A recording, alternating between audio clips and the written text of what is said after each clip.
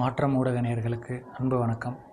இன்றைய நேர்காணலில் நாம் சந்திக்க இருப்பது தமிழ் அறத்தின் மகத்தான அடையாளம் எங்கள் தமிழ்நாடு இயக்கத்தின் நிறுவனர் திரு உ. சகாயம் ஐஏஎஸ் அவர்கள். ஐயா வணக்கம். ஐயா, டெல்லி ஜந்தர் மந்தரில் கடந்த 21 நாட்களாக ஒன்றிய அமைச்சர் தர்மேந்திர பிரதான் பதவி விலக கோரி திரு சோனம் வாங்சுக் அவர்கள் உண்ணாவிரதம் நடத்திட்டு இருந்தாங்க. ஸோ அதை போலீஸார் வலுக்கட்டாயமாக அவர்களை மருத்துவமனையில் சேர்த்துருக்காங்க. அதை தொடர்ந்து இன்று அவருடைய ஆதரவாளர்கள், சிஜேபி கட்சியினர், எதிர்க்கட்சிகள் எல்லாம் இணைந்து டெல்லி நாடாளுமன்றத்தை நோக்கி பேரணியாக நடந்து போயிருக்காங்க. அது வன்முறையாக மாறி போலீஸ் தடியடி கைது பண்ணியிருக்காங்க. ஸோ இந்த விஷயத்தை எப்படிங்க ஐயா பார்க்குறீங்க? இதில் உங்களோட கருத்து என்னங்க ஐயா? இன்றைக்கு டெல்லியில் குறிப்பாக ஜந்தர் மந்தர் பகுதியில் பல்லாயிரக்கணக்கான மாணவர்கள் திரண்டு இன்றைக்கு போராட்டம் நடத்துகிறார்கள்.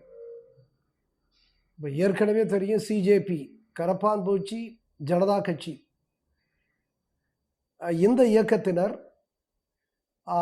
இந்த தேர்வு, குறிப்பாக நீட் தேர்வில் சீர்திருத்த வேண்டும், நீட் தேர்வில் நடக்கக்கூடிய முறைகேடுகளுக்கு இன்றைய ஒன்றிய அரசு, குறிப்பாக கல்வி அமைச்சர் தர்மேந்திர பிரதான் பொறுப்பேற்க வேண்டும் என்கிற அடிப்படையில் அவர் பதவி விலக வேண்டும் என்கின்ற கோரிக்கையோடு இன்றைக்கு புகழ்பெற்ற சமூக செயற்பாட்டாளர், சூழலியல் போராளி, கல்வி சீர்திருத்தத்திற்காக தொடர்ந்து குரல் கொடுத்து வருபவர் சோனம் வாங்சுக் அவருடைய அந்த உண்ணாவிரத போராட்டம் அது 21ஆம் நாளை எட்டுகின்ற நிலையில் இன்றைக்கு அவர் அந்த போராட்ட தளத்திலிருந்து, அந்த உண்ணாவிரதம் இருக்கக்கூடிய அந்த தளத்திலிருந்து அப்புறப்படுத்தப்பட்டு சப்தர்ஜங் மருத்துவமனைக்கு கொண்டு செல்லப்பட்டிருக்கிறார். அங்கிருந்தும் அவர் தொடர்கிறார், தன்னுடைய அந்த உண்ணாநிலை போராட்டத்தை அவர் தொடர்கிறார்.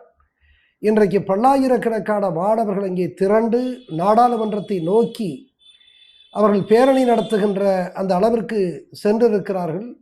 அதை தடுத்து நிறுத்துகின்ற விதமாக பல்வேறு இடங்களிலே இந்த தடுப்பு சுவர்கள் ஏற்படுத்தப்பட்டிருக்கின்றன.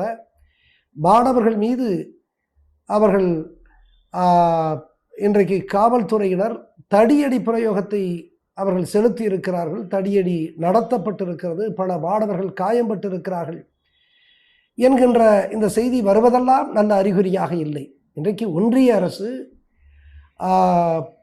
பிரதமர் திரு மோடி அவர்களுடைய தலைமையில் இன்றைக்கு செயல்படக்கூடிய ஒன்றிய அரசு இந்த அக்கௌண்டபிலிட்டி, பொறுப்பேற்க வேண்டும் என்று நம்முடைய பிள்ளைகள், நம்முடைய மாணவர்கள், இளைஞர்கள் இன்றைக்கு தங்கள் எதிர்காலம் குறித்து அச்சப்படுகிறார்கள்.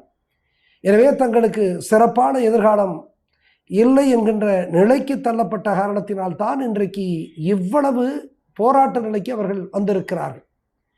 ஒரு நாடாளுமன்றத்தை நோக்கி பேரணி நடத்தக்கூடிய அளவிற்கு இன்றைக்கு வந்திருக்கிறார்கள் என்று சொன்னால், இந்த அளவிற்கே ஒன்றிய அரசு, திரு மோடி அவர்கள் இதில் தனிக்கவனம் செலுத்தி இந்த அளவிற்கான ஒரு போராட்ட நிலைக்கு அவர்களை தள்ளி இருக்கக்கூடாது. அவர்களோடு பேச்சுவார்த்தை நடத்தி இருக்க வேண்டும்.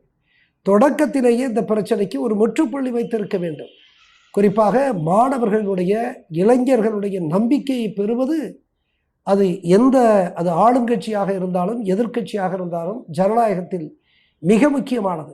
அது எந்த கட்சியாக இருந்தாலும் மாணவர்கள், இளைஞர்களுடைய நம்பிக்கையை இழப்பது என்பது அது பேராபத்திலே முடியும் என்பதை புரிந்து கொள்ள வேண்டும். எனவே இன்றைக்கு இந்த மாணவர்களுடைய போராட்டம், குறிப்பாக சோனம் வாங்சுக் அவர் தொடர்ந்து 21ஆம் நாள் உண்ணாநிலை இருப்பது, இந்த உண்ணாவிரத போராட்டத்தில் இருப்பதே அது தவிர்த்திருக்க வேண்டிய ஒன்று. இன்றைக்கு மாணவர்கள் கிளர்ந்தெழுந்து அவர்கள் நாடாளுமன்றத்தை நோக்கி பேரணி நடத்துவதே அவர்கள் முற்றிலுமாக அதை தவிர்த்திருக்கக்கூடிய வண்ணம் ஒன்றிய அரசு தன்னுடைய அமைச்சர்களை அனுப்பி இந்த மாணவர்களோடு, இளைஞர்களோடு இன்றைக்கு அவர்கள் பேச்சுவார்த்தையில் ஈடுபட்டு இந்த போராட்டத்தை நிறுத்தி இருக்க வேண்டும். அதுதான் புத்திசாலித்தனமாக நாம் கருதுகிறோம். ஜனநாயகத்தினுடைய மேன்மையே நம்முடைய குடிமக்களிடத்தில் நாம் உரையாடலை நிகழ்த்துவது, அவர்களை புரிய வைப்பது, அவர்களை நம்ப வைப்பது, அவர்களுடைய நம்பிக்கையை பெறுவது என்பதுதான் ஒரு ஆளுங்கட்சிக்கு சிறப்பானது.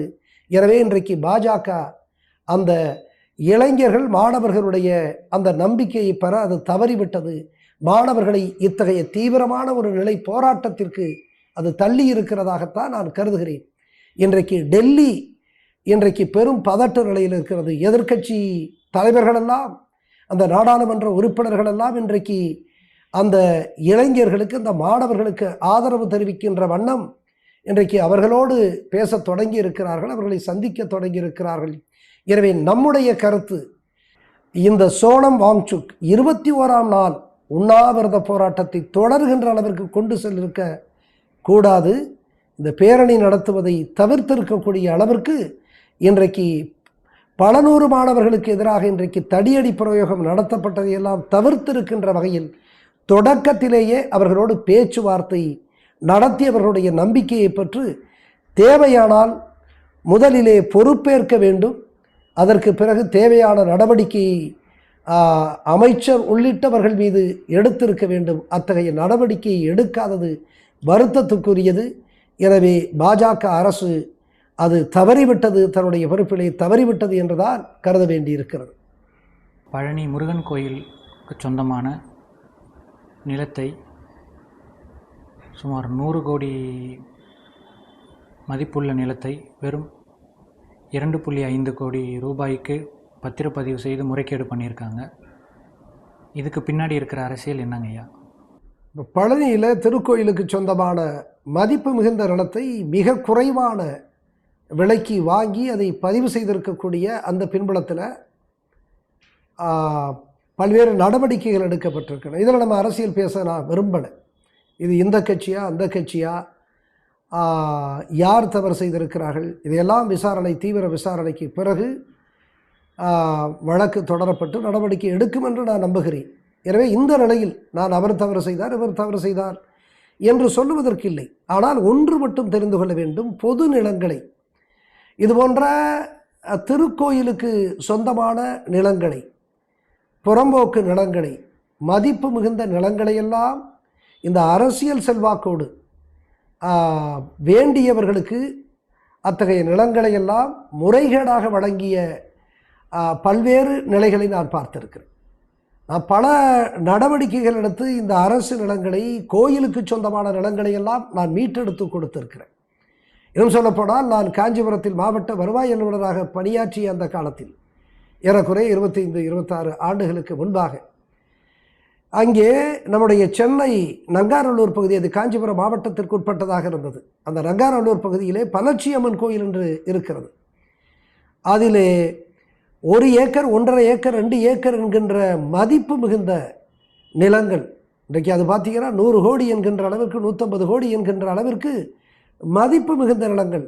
அன்றைக்கு கூட அரசியல் செல்வாக்கு பெற்றவர்கள், ஆளுங்கட்சியிலே இருந்த அன்றைக்கு அமைச்சர் ஒருவர், அவருக்கு வேண்டியவருக்கு அந்த நிலத்தை கொடுத்து பினாமி என்கின்ற பெயரிலே அந்த நிலத்தை அவர் எடுத்து கொண்டார். ஆனால் அந்த நிலத்தை நான் அதை உத்தரவு போட்டு அந்த மதிப்பு மிகுந்த சென்னையிலே நங்காரல்லூர் பகுதியில் இருக்கக்கூடிய அந்த மதிப்பு மிகுந்த நிலத்தை நான் இன்றைக்கு மீட்டுக் கொடுத்தேன். அதை போல நான் பல்வேறு உதாரணங்களை சொல்ல முடியும். பல உதாரணங்களை, கோயில் நிலங்களை, அரசுக்கு சொந்தமான புறம்போக்கு நிலங்களை, மதிப்பு மிகுந்த நிலங்களை நான் மீட்டு கொடுத்திருக்கிறேன். குறிப்பாக செல்வாக்கு பெற்றவர்கள், அதிகார வலிமை பெற்ற, அரசியல் வலிமை பெற்றவர்கள், அவர்கள் ஆக்கிரமித்து அவர்களுக்கு பட்டா போட்டு கொடுக்கப்பட்ட நிலங்களை எல்லாம் நான் கடுமையான நடவடிக்கை எடுத்து நான் மீட்டு கொடுத்திருக்கிறேன். எனவே இந்த பழனி விவகாரத்தில் அது யார் குற்றவாளி, அவர் செய்தாரா, இவர் செய்தாரா, முன்னாள் ஆளுங்கட்சியைச் சேர்ந்தவரா, இன்றைக்கு ஆளுங்கட்சியிலே இருப்பவர்களுடைய ஒத்தாசை இருந்ததா என்பதற்கெல்லாம் நான் போக விரும்பவில்லை. மாறாக இது போன்ற நிகழ்வுகள், திருக்கோயில்களுக்கு சொந்தமான நிலங்கள், பொது சொத்துக்களாக இருக்க வேண்டிய நிலங்கள், புறம்போக்கு நிலங்கள், அரசுக்கு சொந்தமான மதிப்பு மிகுந்த நிலங்களை அதிகார வர்க்கத்தில் உள்ளவர்கள் ஆட்டையை போட்டிருக்கிறார்கள் என்று சொல்லுவதைப் போல அவர்கள் ஆக்கிரமித்து தங்களுடைய பயன்பாட்டுக்கு கொண்டு வந்திருக்கிறார்கள், தங்களுக்கு பட்டா போட்டு கொண்டிருக்கிறார்கள் என்பது உண்மை. இது பல்லாயிரக்கணக்கான கோடி, இன்னும் சொல்லப்போனால் பல லட்சம் கோடி நிலங்கள் தமிழகத்திலே ஒரு 30, 40, 50 ஆண்டு காலத்தில் நாம் அதை ஆய்வு செய்ய தொடங்கினால் பல லட்சம் கோடி மதிப்புள்ள நிலங்கள் இப்படி பொது நிலங்கள், புறம்போக்கு நிலங்கள், அரசுக்கு சொந்தமான நிலங்கள், ஆலயத்திற்கு சொந்தமான நிலங்கள் எல்லாம் இந்த அதிகார வர்க்கத்தினர் ஆட்டையை போட்ட நிலைதான் உண்டு என்பது உண்மை. மதுரை கிரானைட் முறைகேடு வழக்கில் உங்களுக்கு வழங்கப்பட்டிருந்த பாதுகாப்பு கடந்த 2023ஆம் ஆண்டு விலக்கப்பட்டிருந்தது. அதை எதிர்த்து கடந்த ஆண்டு நீங்கள் தொடர்ந்த வழக்கில் சென்ற வாரம் நீதிபதி திரு இளந்தரையன் அவர்கள் அரசு ஏன் இந்த பாதுகாப்பை வழங்கக்கூடாது அப்படின்ற ஒரு கேள்வி கேட்டிருந்தாங்க. அதற்கு இன்று அரசு பதிலளிக்கவும் நீதிபதி இந்த வழக்குக்கான தீர்ப்பு வழங்குவதாகவும் சொல்லியிருந்தாங்க. அந்த வழக்கு விசாரணையின் முழு தகவல் என்னங்க ஐயா? இப்போ என்னுடைய பாதுகாப்பு விலக்கல் அது குறித்து நான் தொடுத்திருந்த வழக்கு, குறிப்பாக சென்னை உயர்நீதிமன்றத்தில் நான் வழக்கு தொடுத்திருந்தேன். ஒரு சில தினங்களுக்கு முன்பாக அந்த வழக்கு வந்தது. அப்பொழுது உயர்நீதிமன்றத்தினுடைய மாண்புமிகு நீதியரசர் இளந்திரையன் அவர்கள் ஏன் திரு சகாயத்திற்கு மிகப்பெரிய கிரானைட் ஊழலை வெளிக்கொண்டு வந்த சகாயத்திற்கு ஏன் பாதுகாப்பு வழங்கக்கூடாது என்ற கேள்வியை அவர் எழுப்பியிருக்கிறதாக அறிகிறேன். அதே போல் அரசு கால அவகாசம் கேட்டு இன்றைக்கு அது மீண்டும் அந்த வழக்கு வந்தது. இன்றைக்கும் அரசு கால அவகாசம் கேட்டு இருக்கிறது. மீண்டும் வெள்ளிக்கிழமை அந்த வழக்கு வருவதற்கு இருக்கிறது. இப்போ இதில் நான் சொல்கிறதுக்கு அதிகமாக இல்லை. வழக்கு நிலுவையில் இருக்கக்கூடிய இந்த நிலையில் நான் சொல்லுவதற்கு அதிகமாக இல்லை. குறிப்பாக 2014 அன்றைய சென்னை உயர்நீதிமன்றம் கிரானைட் முறைகேடுகளை விசாரிப்பதற்காக என்னை லீகல் கமிஷனராக நியமனம் செய்தது. இந்த பணியினுடைய தன்மை, இதில் இருக்கக்கூடிய அபாயங்களை எல்லாம் கருதி அன்றைக்கு அது எனக்கு ஆயுதம் தரித்த ஒரு பாதுகாவலர் அந்த பாதுகாப்பை அளித்தது. அதற்கு பிறகு இந்த 2015 இறுதியில் நான் அந்த பணியை முடித்தேன். அந்த பணியை 2015 இறுதியில் நான் முடித்தாலும் கூட என்னுடைய பாதுகாப்பு அன்றைக்கு அந்த நீதியரசர்களால் அது உறுதி செய்யப்பட்டு அது தொடர்ந்தது. மீண்டும் அந்த வழக்கு 2018 வந்தபோது நீதியரசர்கள் இந்த பாதுகாப்பு தொடர உத்தரவிட்டார்கள். மீண்டும் 2020 இந்த பாதுகாப்பு கேள்விக்குறியாக்கப்பட்ட பொழுது அன்றைக்கு இருந்த அந்த நீதியரசர்கள், குறிப்பாக அன்றைக்கு இருந்த நீதியரசர் திரு சிவஞானம் அவர்கள், அதே போல் திரு ஜெயச்சந்திரன் அவர்கள் அன்றைக்கு 2020 இந்த பாதுகாப்பை உறுதி செய்வதோடு மட்டுமல்ல அது தொடரவும் உத்தரவிட்டார்கள். ஆனால் 2023 ஆண்டு மே மாதத்திலே அன்றைய திமுக அரசு அந்த பாதுகாப்பை விலக்கிக் கொண்டது. அதனுடைய பின்னணியெல்லாம் நான் ஏற்கனவே அதை விரிவாக நான் விளக்கி இருக்கிறேன். இப்பொழுது நான் சொல்ல விரும்பவில்லை.